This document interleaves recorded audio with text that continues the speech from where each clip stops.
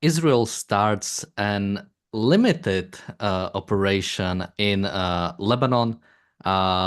This, of course, comes as a sort of the, in a sense, the final stage of their attack on Hezbollah, with the goal, not at least from the way it looks like, not necessarily completely dismantling Hezbollah, which is something we would like to see, but more of a oh, I can hear myself. But more of a basically trying to uproot Hezbollah presence, at least on an immediate border with Israel. The operation started yesterday. We've talked a little bit about it, but we didn't have the full confirmations yet. But it did start in some way yesterday, I think evening, and has been going on until now, is still going on. And we've seen the first reports. For example, the IDF has found several villages basically converted into staging grounds for October 7th like operations. Basically, I'm not sure if I have the number, but I think it was it was capable of sheltering, I think, up to 8,000 of terrorists who could at any point just act like civilians, as Hamas likes to do, and come to these villages, immediately armor themselves, and be able to go into Israel. I think this operation has been dubbed Conquer the Galilee. This Hezbollah operation, which Galilee is the northern part of Israel.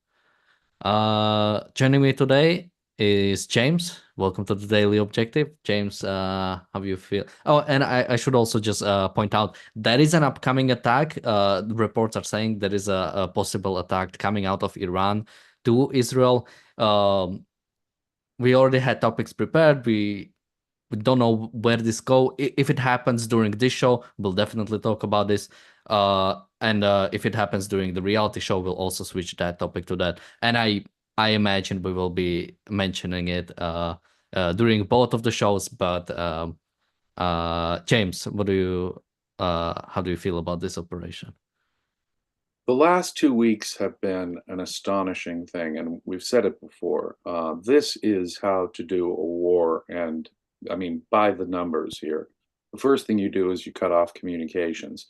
You frighten them about their own communications. You cut off command and control. In fact, you decapitate command and control. And then you go about with the aerial bombardments of the physical area you want to invade. And that's what they did.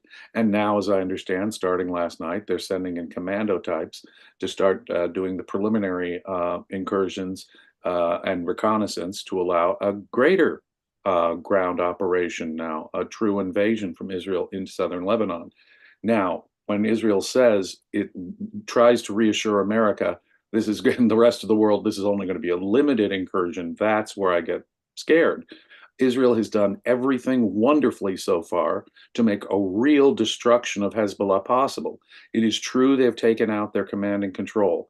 It is true they've taken out their communications. It's true that they've gone in now, and as you point out, they've found evidence in these tunnels. Now, these tunnels aren't like they are, this complex Byzantine network, labyrinthine network that is down in Gaza. These are bigger and fewer, but they did have tunnels, and there's no question they were planning an invasion of northern Israel. The evidence there is overwhelming, and the sophisticated weapons that they're finding in southern Lebanon are also indicative of the much more powerful and precise weapons that Hezbollah has than Hamas, straight from Iran, of course. So, yeah, Israel is taking out the capacity systematically, but don't stop. This calls for follow through. There are still tens of thousands of Hezbollah troops active in Lebanon. They will reorganize in time. They will consider another attack in time. So the limited part is that Israel is reassuring everybody about is the part that I'm concerned about. You don't signal ahead of time. Okay, guys, this is just going to be a limited operation. No, what you say is we are there to wipe out Hezbollah. And wherever it is in Lebanon, there has been a UN resolution that says, well, that the UN agrees has been violated by Hezbollah operating south of that river in Lebanon. That border is entirely artificial, in my view. They never did anything to try and enforce that UN resolution anyway. Well, Israel was the victim, so who cares if they're the victim of a UN resolution being violated? Israel cannot use those kind of artificial UN-defined borders to define their own incursion. They have to destroy Hezbollah wherever they find them in Lebanon, and hopefully with American support. That's the other thing that's slightly changed. I mean, Biden and Austin were, I don't know, and when they first heard about the attacks that have been going on against Hezbollah over the last week, I don't know, we didn't have any heads up, we didn't know. That sound like from that old American television show, Hogan's Heroes. They sound like Sergeant Schultz. I know nothing. I know nothing. And so they're claiming, don't blame us for whatever Israel's doing. At least now they've changed and they've said, okay, we appreciate you have a right, and perhaps you should be taking out some of Hezbollah. Just don't make it. And this is the other thing, because of previous invasions by Israel of southern Lebanon and partial occupations of southern Lebanon, Israel doesn't want that same PR that happened those times. And so what they're saying is limited incursion, which is exactly the wrong thing to be saying right now. But at least, as I say, they're doing it. Follow through.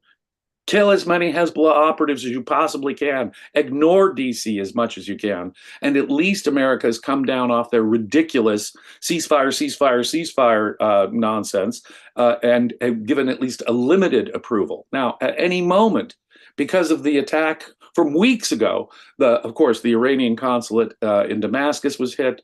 Hanea was killed in Tehran. And since those events, Iran has been promising an attack. Now, had this attack come in the form of Hezbollah being fully armed with these rockets, missiles, sophisticated missiles, it would have been a much shorter time frame for good Israelis to get into their shelters. It still is only 12 to 17 minutes for rockets and missiles to come from Lebanon itself.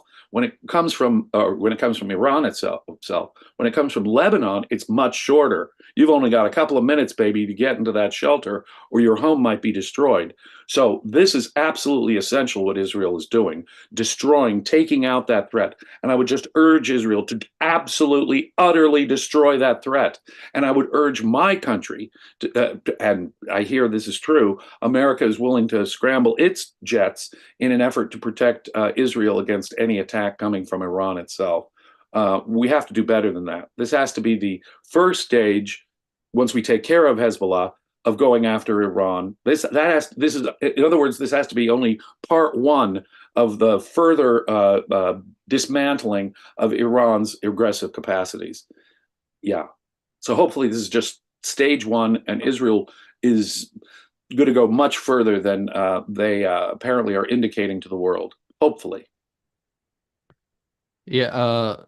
Just to mention about the Iranian attack. So for the reality show, we always have a few guests, and I just got a word from two of them living in Israel that they have to go to a shelter. So there might be an attack coming. I haven't seen any official reports yet, so it might be just preventive. Just wanted to let it be out there. And I also have a message from Razi. So we will be most likely changing the reality show topic. I already have the thumbnail and the title prepared. So we'll definitely do that. And I also wanted to correct myself.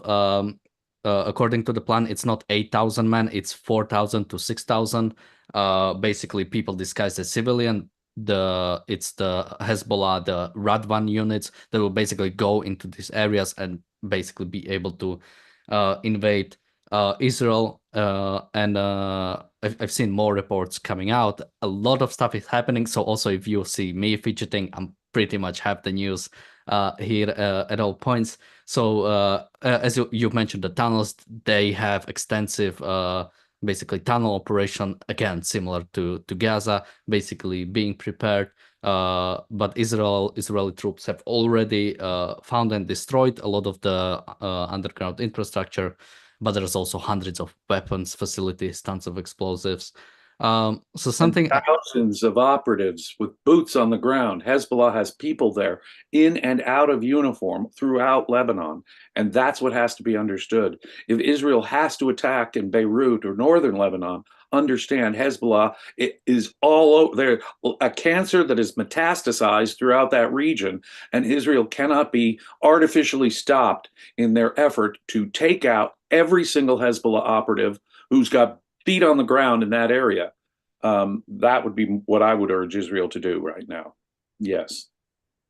And so the next sort of thing I was wondering, whenever I read an article about this specific operation, or when I hear American politicians, American generals talking about this, limited in scope has been emphasized incredibly. Everywhere I look, it's always meant to be, it's limited in scope, it's only limited, we're only just going there. Limited, it's not full on. And I'm really asking again, why so limited? Why? Um, yeah, I'm really wondering. I think dismantling Hezbollah is, I mean, not only is the only way to go, you're already so far that, yeah, allowing it to persist in any way. I mean, I think I've heard on the production meeting, one of the people mentioned that Israel wants to. I've seen differing reports that it might stay in Lebanon for a little while to basically ensure the border, make sure it's safe. I've seen some that Israel is not planning, but that might be as a long-term term, is not planning to annex any territory. This wouldn't be something out of ordinary. I think Israel has done this during the Six-Day War when it took. I mean, of course, it took Gaza, it took Sinai, it took all of the West Bank, but also, I think more importantly, it took the Golan Heights, which again were not basically in any way Israeli territory, but it has been used as a state in a similar way. It has been used as a staging grounds to because the Golan Heights, as it's in the name, is a mountainous region which allows for one. It's easy to basically hide there. It's easy to hide basically rockets there and be able to attack Israel from there. So what Israel had to do is take the Golan Heights and eventually annexed it and made it an integral part of the nation, which is still everyone disputes it. But that's what you do. If once you declare a war on someone else, you lose the right to exist as a nation. And what follows is at the grace of whoever you declare the war on. Uh, Best thing so that ever happened to the Golan Heights was to be taken over by Israel. And it was a one time, as you point, basically nothing but a staging ground for Syria to attack Israel. Now it is a better off place than it ever was before. And you're absolutely right about your first point. This would be a criminal waste if Israel did not seize this opportunity to do everything it could to utterly destroy Hezbollah in Lebanon right now. If they don't fully follow through, this would, after this setup, when are they ever going to get another chance? And I would urge the politicians in my own country, in Washington, D.C., when is civilization ever going to have a better opportunity to not only destroy Hezbollah in Lebanon, but strike at Iran? Iran is back on its heels now in a way that it hasn't been in a long time. They were super aggressive, operating through Hamas, Hezbollah affiliates, the Houthis in Yemen. Right now, but their attacks on Israel have failed. The Houthis are being attacked. All this is landing on poor Israel to do all of it, I understand. But Iran is now on its heels. They must be totally terrified. The entire leadership of their favorite terrorist organization has been taken out. Israel has shown the capacity to surgically strike and get a Hamas leader right in Tehran. I'm not sure Iran is confident about any kind of war right now that it would wage with Israel. I don't think they want it. That means it's time for us to strike. That means it's time for Israel, hopefully with America, but I don't see it with the current leadership, to strike hard against Iran directly right now will never have a better opportunity. And now, as for occupying southern Lebanon, how long has it been that the United Nations has done nothing to enforce their own rules about Hezbollah operations south of that river in Lebanon? No, Israel would be fully within its rights to occupy that entire area until further notice. Until further notice, Lebanon has surrendered the territorial rights by allowing Hezbollah to operate in that area and to operate it. This is not my moral justification, but it just puts it and highlights it when you think of how long the UN resolution there was completely ignored. In terms of international law, it would seem to me, in terms of international notice to the world, it would seem to me, the UN, you had your chance. World, you had your chance. Now Israel has to protect itself and occupy southern Lebanon until further notice. Full stop. Yeah, I mean, something you mentioned the UN Security Council Resolution 1701, and my favorite thing, and I think I've been mentioning it on every show, but it's a really funny thing.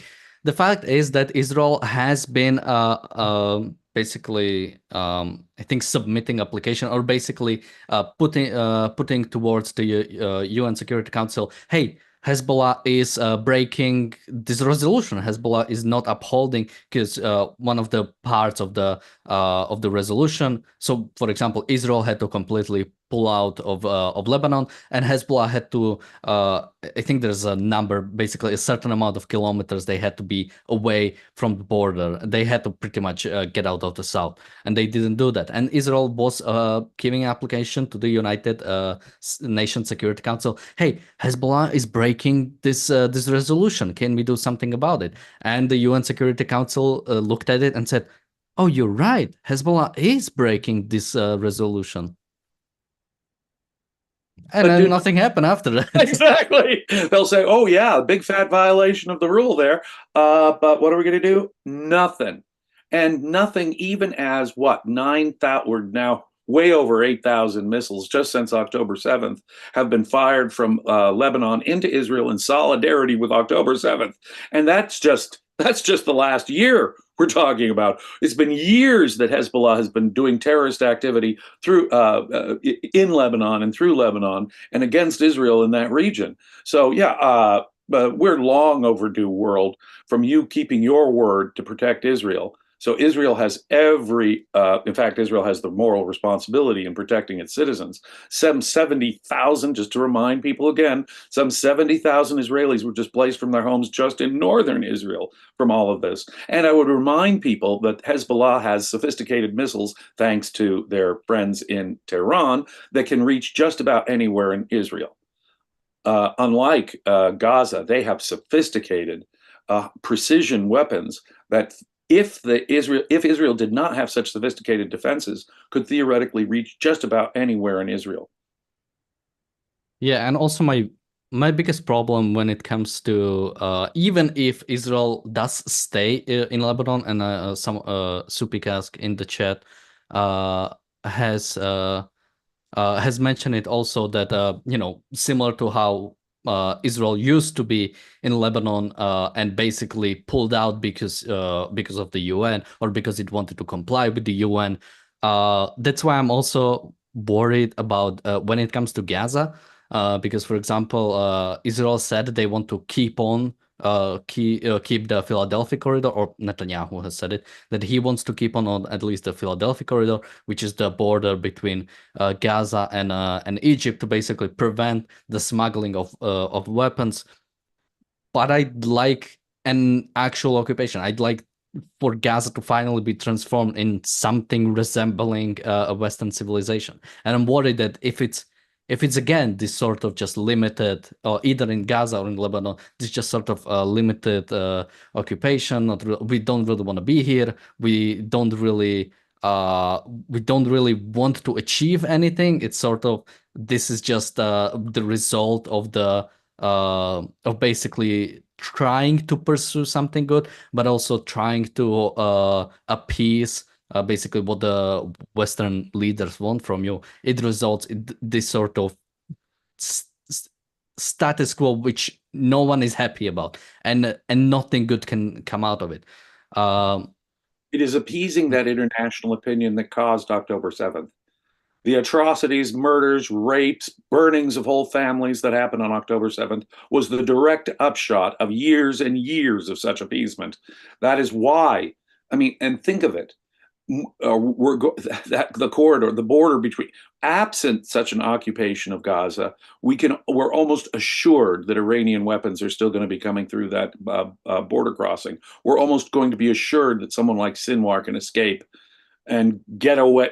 One of the masterminds of October 7th get away entirely. Now, obviously, anything short of a real control of that area will mean that at some point things like that can and will happen. This war cannot be over until both Hamas, its full leadership, and Hezbollah, its full leadership and its boots on the ground in Lebanon, are utterly destroyed. And by the way, we take it to Iran. That is what this calls for, obviously. And poor Israel, as I say, is totally on its own, given the pusillanimous leadership in Washington, D.C. Well, and we're supposed to be their, buddies, their allies in all this. America is a worthless ally, by the way. And you should consider it us thus, Israel. The plan. I mean, I understand that there was a attack on Mossad headquarters in Tel Aviv, and shrapnel hit the ground, and that's basically all that happened. But the attacks are continuing. The attacks won't stop, and America, unfortunately, has never given since maybe October when this happened, when America was sounding somewhat okay. But since for the last 10 months, America has been doing nothing but discouraging Israel from doing what's necessary in its own self-defense. And frankly, if American advice was taken, and thank goodness Israel to that extent is ignoring American advice, we would be guaranteeing more, well, just like what Hamas promised, October 7th, after October 7th, after October 7th. So just quickly, we have a super sticker from Bonnie, thank you so much, and a super chat from PC who says, red alerts across Israel, non-stop sirens, my friend that just told me. Yes, the people who were supposed to be on the reality show who are living in Israel have also told me that they most likely won't be able to attend. So yeah, attack is definitely coming. Something that was mentioned on the production meeting, and also Raz just mentioned to me, there was also a terrorist attack just I think less than an hour ago in Haifa. Razi says 4 people were murdered in the terrorist attack, and also a building was hit in Tel Aviv, apparently by Iranian missile. So I know that when it comes to I'm only speaking from memory from the reports I've read. There are certain, I think, ballistic missiles which should take about 15 minutes to basically go from Iran to Israel. So we will probably see the reports coming out pretty much every minute now. As I've said, we'll be continuing this on the reality show, so we will be live covering anything we can. Ladies and But gentlemen, this is a full-scale war between Iran and civilization. When you hear buildings being destroyed by Iran in Tel Aviv, when you hear of terrorists killing people in the pleasant neighborhood of Haifa, Israel, what we're talking about are direct attacks on the civilians in Israel. This is war, ladies and gentlemen. It isn't pretty. Israel needs to be granted the moral sanction to do what is necessary, both in Lebanon and against Iran. That's what needs to happen. And America should have the backbone to join them in this fight. I'm disgusted at American leadership, frankly, although it has at least come down from its ceasefire now immediately position of day before yesterday.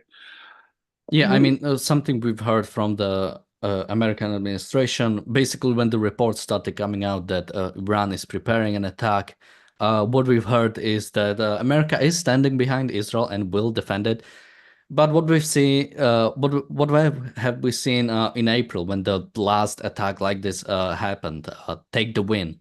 So I hope nothing bad happens, because I think, if I'm not mistaken, in the April, I think someone did die. I think one person died during that attack, if I'm not mistaken. But Uh, Yes, but overall, when it comes to the scale of attack, it was a win, but it absolutely was not.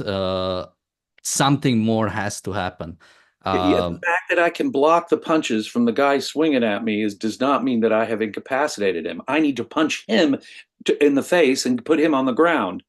Just because I can block most of his punches, I only get a couple of glancing blows here. One glancing blow from Hezbollah that kills a dozen children on a football field. One glancing blow from Iran that only kills one Bedouin child. That's one Bedouin child too many, ladies and gentlemen. And it justifies a wildly disproportionate response on our side. Yeah, take it to Iran, take it to Iran directly. And that's where American policymakers are pathetic. Rather than getting to the source of this, they are evading the source of this. And they'll say, and it's true, we'll probably scramble our missiles just as we did when the other attack of hundreds of missiles and drones from Iran came to attacked on Israel. We'll probably join in the defense of Israel. But will we join Israel in the counterattack against Iran that must be part of this as well? Yeah, we've seen Israel has extensive. I've been seeing a lot of posts about the fact that Iran created an intelligence agency, and apparently Mossad agent was at the head of that intelligence. It sounds really funny, so I'm not sure if true. I haven't verified that information, but But they've been so brilliant. yeah, Mossad has been so brilliant lately. How would you doubt it? Yeah, but putting that aside, we know that Yes. Israel has extensive some sort of network, some sort of intelligence in Yeah, Iran. So we know, just talking about the obviously. Ismail Haniyeh getting killed, or the Yeah. president of Iran, something happening to him. So we know Israel is capable of many things, and it needs to be, it needs to do it. It needs to do. This is a second attack coming out of Iran. That is again, it's No, the going to be big. Ayatollah should be the target. The mullahs should be the target.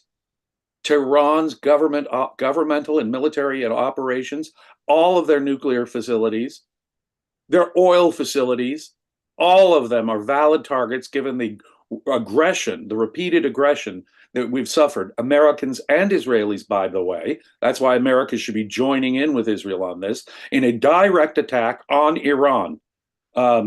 Nothing short of that will do. Nothing Yeah, short of that. Netanyahu recently had a um sort of a speech, or basically just talking to a camera. But he gave a talk about speaking to the Iranian people, and yeah, an attack on Iran, a direct attack on the Iranian leadership. We already know there's a dissent in Iran, and has been for a long time. They need to know they can stand up. They need to know someone is behind them, and now, now is the best time to do it. Now is Now, the time to finally, what was like the best time to plant a tree was 20 years ago. A best time to attack Iran was about 40 to 50 years 40 ago. years ago. And the Yeah. second best time is now. Now, now, now. We've got Hezbollah on their heels. We've got Iran worried and certainly should be worried. And with just a little American help, Israel could really devastate Iran.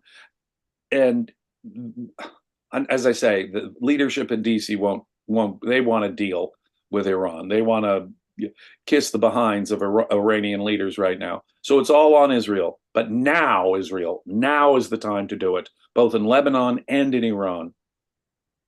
So we ran out of time for the daily objective, but we will be continuing on the reality show, where we'll be live covering the attack that has just started. And also, just quickly, thank you, Wes, for your super chat. Thank you, James, for joining me today. As I said, just join us right away on the reality show. But also, we'll be back tomorrow with another episode of the Daily Objective and the reality show. Thank you, James, for joining me. See you, everyone, in just a couple of minutes. Bye. Dave.